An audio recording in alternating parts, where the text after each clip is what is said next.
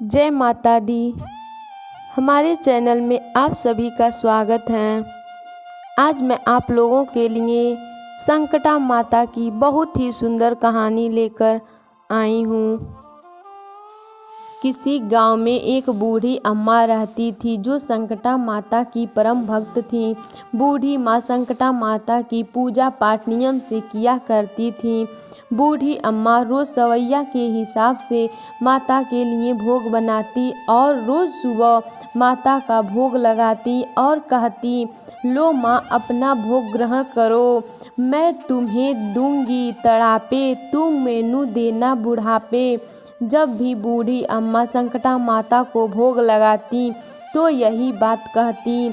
जब बहू देखती कि सासू माँ रोज़ सवैया के हिसाब से चावल के आटे का चूरमा बनाकर कहाँ ले जाती हैं, तब एक दिन बहू ने कहा, सासू माँ जी आपको जितना चाहिए आप ले लीजिए, मगर गांव में बांटने के लिए मैं नहीं दूंगी।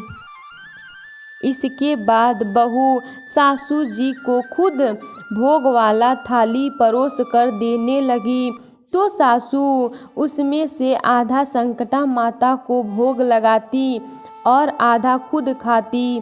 बहू ये सब देखती। इसके बाद बहू अपने सासू माँ को चौथाई भाग में देने लगी।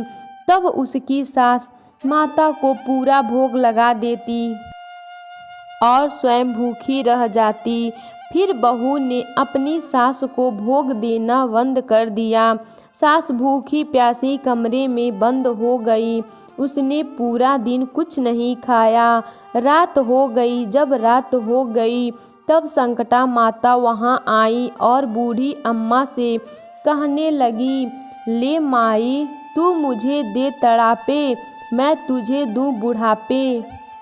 तो बूढ़ी अम्मा ने आटा लिया, उसका सवैया के हिसाब से चूरमा बनाया और पहले माता को भोग लगाया, उसके बाद खुद भी खा लिया। इसी तरह समय बीतने लगा। एक दिन बहू ने सोचा, इतने दिन हो गए सासू जी बिना खाए पिए हैं, फिर भी मोटी टंगड़ी हो गई है।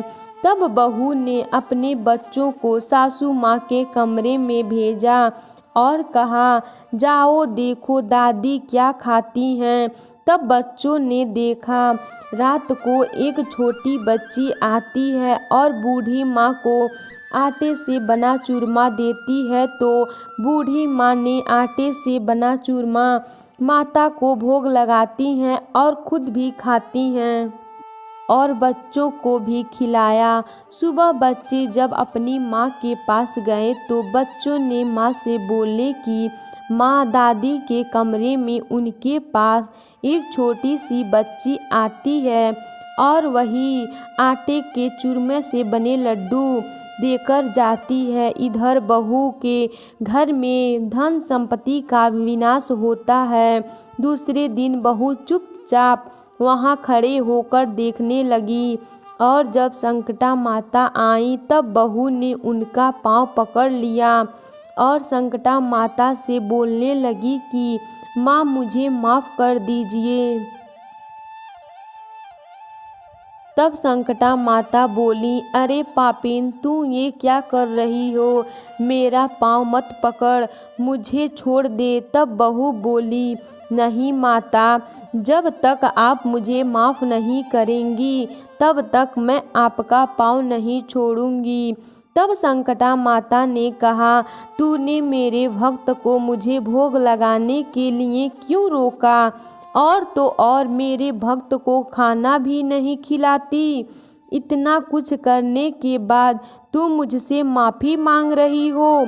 बहू ने कहा, माता मेरी आंखें खुल गईं, अब मैं मना नहीं करूँगी। सासू माँ को जितना चाहे उतना भोग लगा सकती हैं, जैसे चाहें वैसी आपकी भक्ति कर सकती हैं और मैं भी अपने सासू माँ के साथ मिलकर आपकी पूजा किया करूँगी।